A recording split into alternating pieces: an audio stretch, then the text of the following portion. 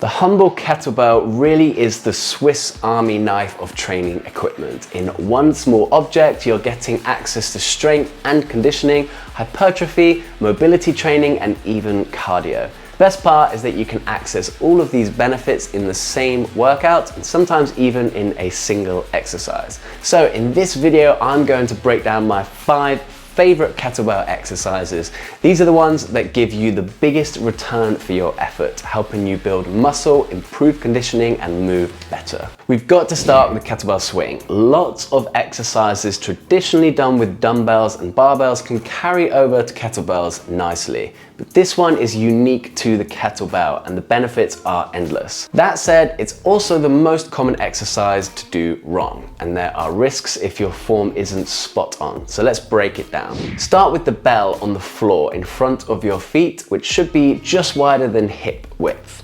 Hinge at the hips and create tension by tilting the bell towards you. From there, hike the bell back between your legs, keeping your chest proud and your back flat.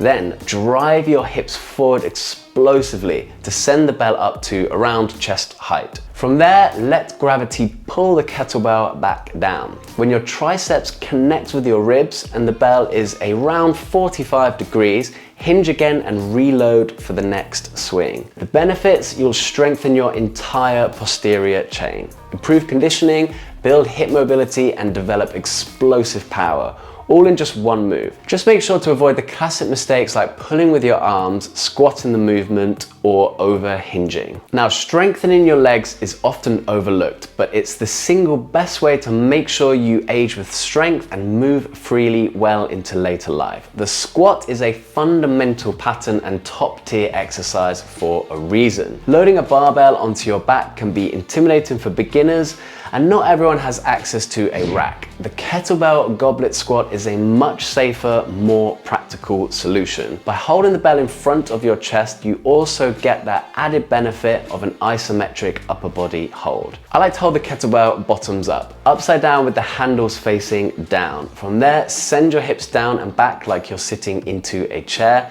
then drive through your feet to come back up. Think hips before shoulders on the way down and shoulders before hips on the way up. Now we get into one of the more advanced moves, the kettlebell snatch. Think of it as the big brother of the swing. You're taking that same hip hinge pattern and driving the bell overhead in one smooth, powerful motion. Set it up just like a swing with the kettlebell in front of you. Hike it back, then drive the hips forward explosively. As the bell travels up, keep it close to your body and guide it with a relaxed grip, almost like you're zipping up a jacket.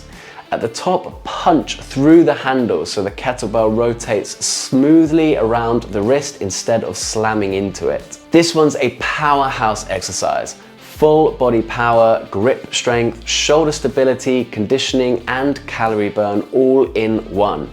Just focus on the smoothness and the timing. Don't muscle it up with your arm and avoid letting the bell crash at the top. Now, when people think kettlebells, they usually think swings and squats. But rows with kettlebells are brilliant for building upper back strength and balancing out all the pushing we do in everyday life. Hinge at the hips with a flat back, holding the kettlebell in one hand while the other hand rests on a bench, chair, or as I'm demonstrating here, you can have your elbow resting on your thigh for support. Pull the bell in towards your hip, not your chest, keeping the elbow close to your side.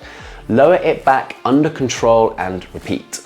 This move lights up the lats, traps, rhomboids, and even the biceps. The result? Better posture, stronger pulling strength, and healthier shoulders. Just avoid rounding your back or yanking with momentum. Focus on control and the connection. Okay, my final exercise here, the overhead press. Pressing a kettlebell overhead feels a little bit different to a dumbbell because of the offset load. That forces your shoulder stabilizers to work much harder, which builds both strength and resilience. Start in the rack position with the kettlebell resting on the back of your forearm. Wrist straight, elbow tucked. From here, press the bell overhead in a straight line until your bicep is close to your ear.